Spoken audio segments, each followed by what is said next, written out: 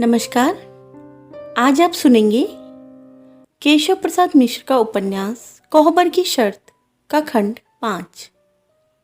आइए प्रारंभ करते हैं। अचलगढ़ और बलिहार के बीच ताल में एक 20 बीघे का खेत था, बेहद उपजाऊ। खेत बलिहार की सीमा से लगा हुआ था। पूरी सरेह डुमरांव के महाराज की थी। वर्षों पहले डुमरांव के महाराज ने इस खेत को बलिहार वालों को बिना लगान दे दिया। बलिहार के लोग गांव के बच्चों के स्कूल का खर्च, पश्चिम की बारी वाले मंदिर में ठाकुर जी की पूजा इत्यादि के लिए एक पुजारी का खर्च, गांव के अनाथ बेवा औरतों की मदद इत्यादि उनकी बेटियों का विवाह इसी पैसे से करते। पुश्त दर पुश्त यह खेत बलिहार के कब्जे में चला आता। इसकी आमदनी का हिसाब किताब तथा खेत की रेख देख 3-3 वर्षों के लिए गांव के किसी व्यक्ति को सौंप दी जाती। पिछले 3 वर्षों के कर्ता थे सुमेर मिसिर।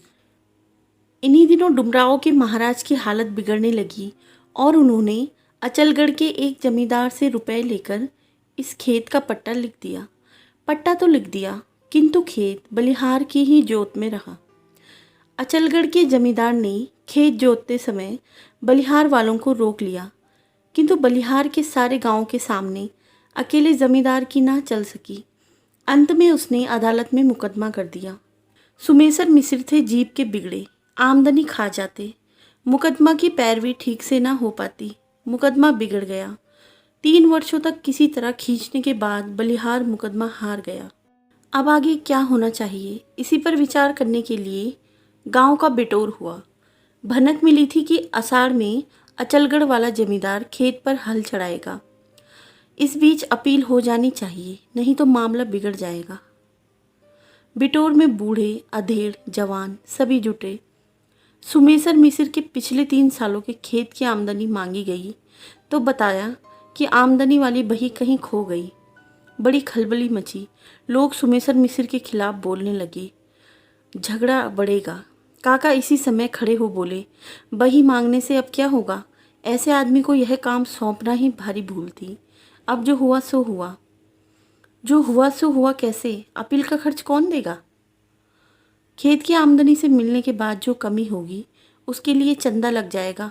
लोग किसी तरह चुप हुए, लेकिन बाद में कुछ लोग बोले, अगर अचलगढ़ वाला खेत पर कब्जा करने आया तब? मौके से अपील हो जाएगी तो वह नहीं आएगा, काका बोले। और आ ही गया तब? अरे तब की तब देखा जाएगा, अभी तो जो आगे है उसका निपटारा होना चाहिए। बिटोर में आए हुए लोग इसी बात पर एक राय होकर उठ गए। काका अपने खंड की ओर लौट गए। यह बिहंसी जाने कैसे पड़ोस के मीनापुर से यहाँ चली आई, जब जब काका वो जीवित थे।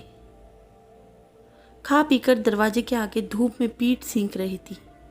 6 महीनों की गर्भवती बिहंसी पास आंचल फैला रोने लगी। पास बिठा काका बो गांव घर जात और रोने का कारण पूछ गए।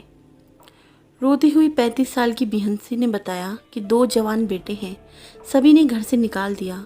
आदमी को मरे 2 वर्ष हो गए। और बिहंसी ने काका बो के पैरों पर सिर टेक कर अपना फूला हुआ पेट दिखा रहने की शरण मांगी। काका बो पिघल गई। जाति की कुर्मी उस बिहंसी को अपने घर में शरण दे गई। गोइयाट वाला कोने का घर खाली करके एक बंसकट दे दी। बिहंसी रोज काका बो के चरण धो धो कर पीने लगी। कुटवनी पिसवनी से खाने भर को मिल जाता, कमी काका बो पूरी कर देती। काका बो की दया और उपकार से बिहंसी इसी गांव में बस गई। 2-3 महीनों के बाद बिहंसी को एक लड़का हुआ। काका बो ने अपनी पोतों की तरह बिहंसी की सेवा की थी, किंतु हफ्ते भर बाद नवजात मर गया। काका बो तो दुखी हुई, किंतु बिहंसी की खुशी हुई। चलो झंझट से फुर्सत मिली। उसके बाद बिहंसी ने अपने घर को लीप पोत कर संवार दिया। गांव घर के लोगों के काम मेहनत से करने लगे। लोगों के बेटों बेटियों की ससुराल तीज त्योहार पर जाने लगी। ईमानदारी इतनी थी कि गांव भर के लोग बिहंसी को ही खोजते, जिससे लगभग साल भर वह इसी काम में व्यस्त रहती। देखते ही देखते बिहंसी ने 4 पैसे जुटा लिए। कपड़े लत्ते बर्तन इत्यादि से पूरी तरह वह बस गई। बिहंसी बलिहार की हो गई काका बो की चेरी। गांव में ब्याह शादी पड़ती तो बिहंसी तन मन से जुट जाती। भय से रहित बिहंसी काम पड़ने पर आधी रात को भी एक गांव से दूसरे गांव चली जाती। जब जांगर में जोर था, 10-12 बरस बाद देह थकने लगी। लड़के भी उसे बार बार बुलाने आए, किंतु बिहंसी नहीं गई। बेटों से कह दिया, जहाँ की माटी ने दुख में शरण दी, वहाँ की माटी से उसकी अर्थी ही उठेगी। फिर भी बिहंसी शादी ब्याह के कर्मों में बड़ी रुचि लेती। लड़के की बारात जाने पर रात को रत जगह में वह विशेष काम करती। बगल के तिवारी के बेटे की बारात गई। कृष्ण पक्ष की द्वादशी की रात को जेठ की हल्की हल्की पुरवा बह रही थी। सारे गांव में सन्नाटा। अगल बगल की सयानी लड़कियां और बहुएं तिवारी के घर में जुट गई। बिहंसी की खोज हुई। बुलाहट आई तो बिहंसी ने कहा कि बिना गुंजा के वह नहीं जाएगी। लड़कियों ने गुंजा को ले जाने के लिए रूपा से मिन्नतें की। तब गुंजा के साथ बिहंसी रत जगह में पहुंची। फूल की थाली में भरकर कठवत से ढक दिया और कठवत के पंदे पर गोइयां की राख फैलाकर 2 लाठियां रखी। ऊपर के सिरों को 2 लड़कियों ने पकड़ा। पेंदे पर लाठियों के हुर्रे। धरती पर बैठकर गुंजा अंदाज से रगड़ने लगी। बड़ी ही पैनी पर मधुर आवाज घर आंगन में फैल गई। गुंजा के कंठ से गीत फूटा। कठौती के स्वर और गुंजा की लय पर ढोलक से ताल निकली। बिहंसी आंगन में नाचने लगी। डोमकच में बिहंसी का नाच मशहूर था। औरतों से खचाखच भरे हुए आंगन में घंटे भर तक बिहंसी नाचती रही और गुंजा एक के बाद एक गीतों के बोल कढ़ाती। घंटे भर नाचने के बाद वहां थककर वह बैठ गई। आधा घंटा सुस्ताने के बाद उसने अपना वेश बदला।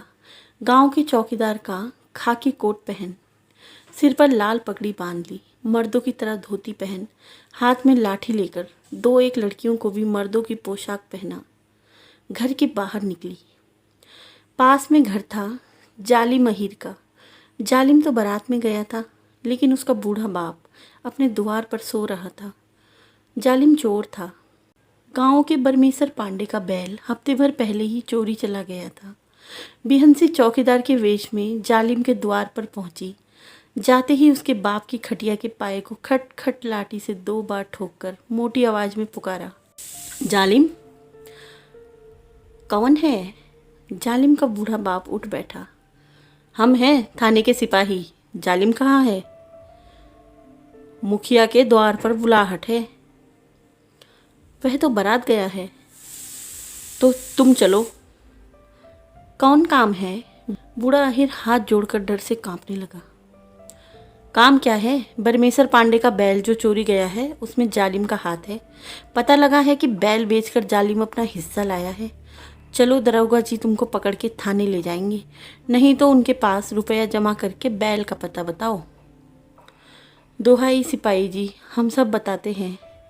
बताओ, किस गांव में किसके हाथ बैल बिका है? बिहंसी ने कड़कड़ाकर पूछा।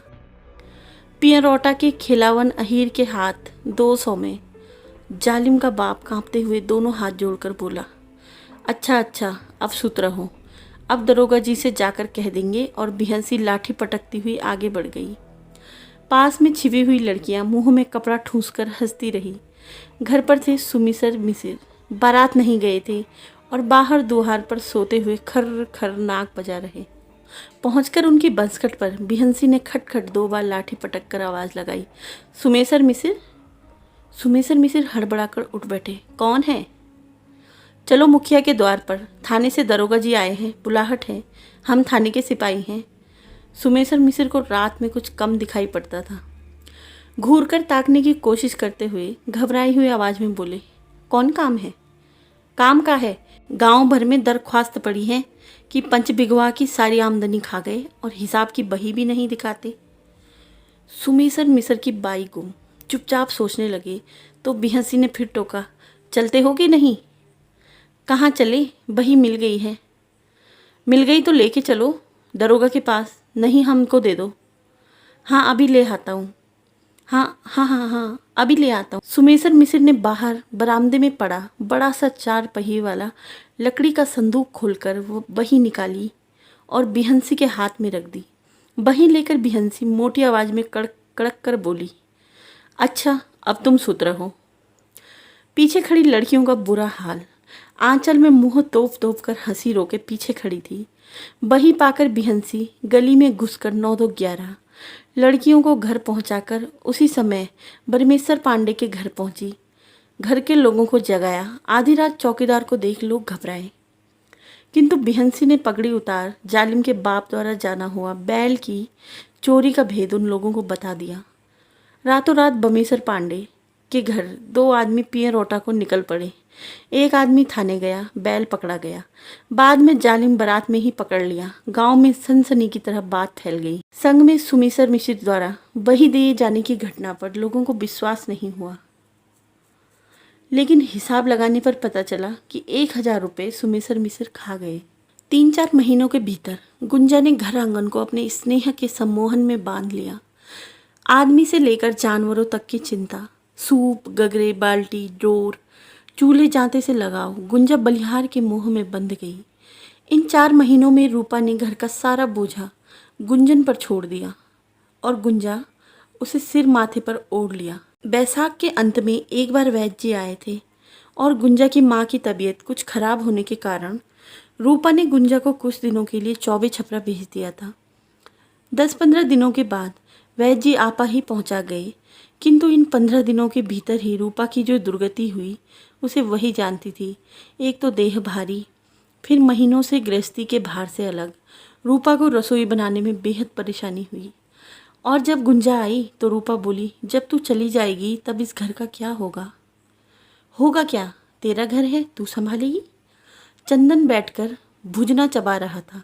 उसकी ओर देखकर रूपा बोली, और तो संभाल लूँगी, लेकिन इस बम्मड़ महादेव को कौन संभालेगा? वैसी ही गंभीर तिरछी आंखों से चंदन की ओर ताककर गुंजा बोली, मैंने किसी का ठेका थोड़ी लिया है। तो क्यों नहीं ले लेती? बोल, ठेका लेगी तो बाबू से बात चलाऊं? गुंजा और रूपा एक दूसरे को ताककर हंसने लगी। हंसी के बाद चंदन ने फिर पुकारा, गुंजा क्या है? उठो, एक लोटा रस बना दो। बस एक लोटा कि एक गगरा? तभी खांसते हुए काका आ गए। हाँ तो एक गगरा ही बना दो, चंदन बोला। एक गगरा क्या बन रहा है चंदन? काका ने पूछा। रस काका, रस बन रहा है। एक गगरा कौन पिएगा रे? पीने वालों की कमी है काका। पहले गुंजा से कहा एक लोटा बनाओ, बीच में तुम भी आ गए तो कहा कि अब एक लोटा में क्या होगा, बने एक गगरा। भैया भी दाना लेके आते होंगे, नुकसान ना होगा। रूपा और गुंजा आंचल से मुंह तोपकर हंस रही थी।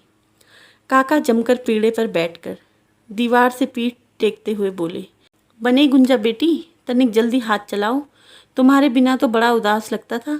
ये चंदन तो एक नहीं सुनता, चचा से हंसी करता है। तुम समाचार कहो, पैदाइन नीक हो गई? हाँ हाँ नीक हो गई, चंदन ने उत्तर दिया। तू ही चौबे छपरा से आया है?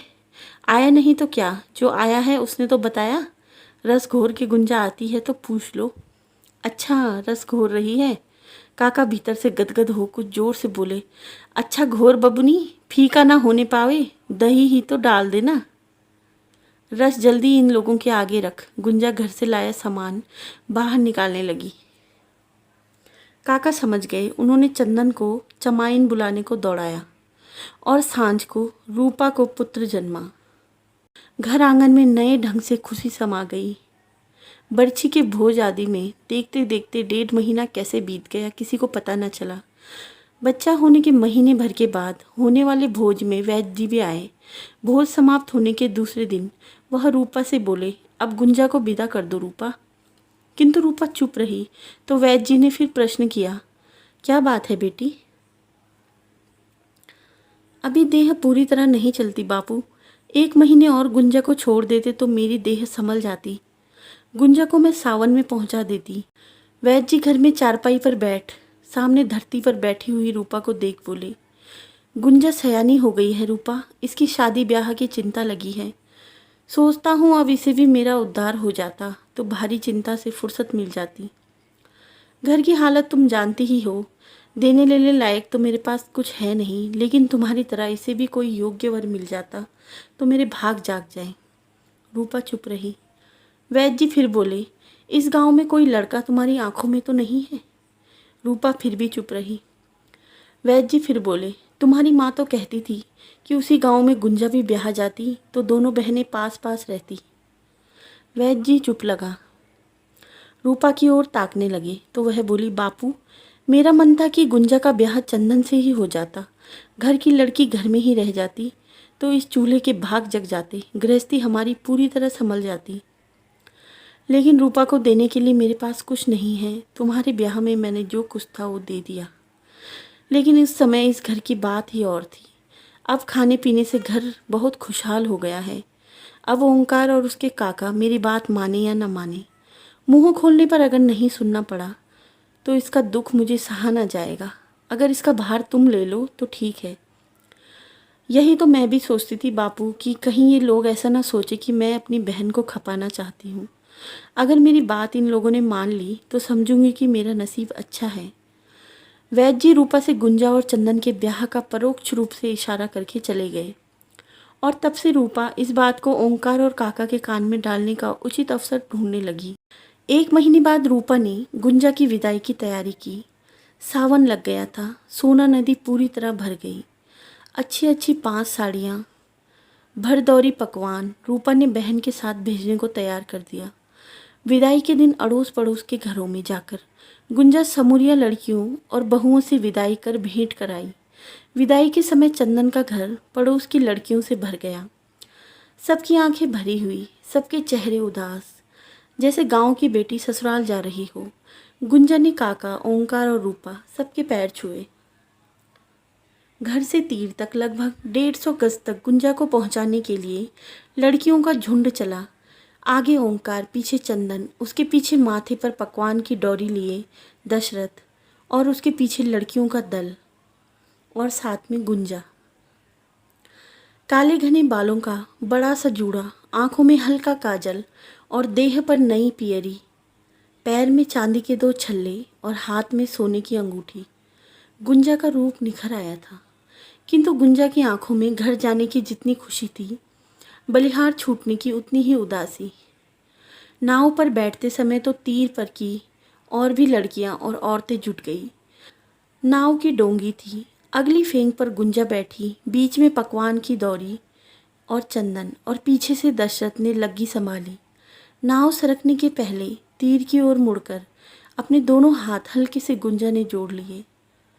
तीर पर की लगभग सभी सुमरिया लड़कियों के भी 20 हाथ उत्तर में अपने आप ही जुड़ गए।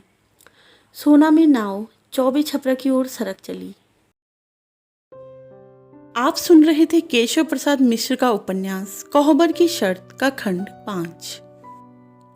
दोस्तों, अगर आपको मेरे द्वारा सुनाई गई कहानियाँ अच्छी लगती हैं तो प्लीज़ मेरे चैनल को सब्सक्राइब कीजिए और वीडियो को ज़्यादा से ज़्यादा शेयर कीजिए। धन्यवाद।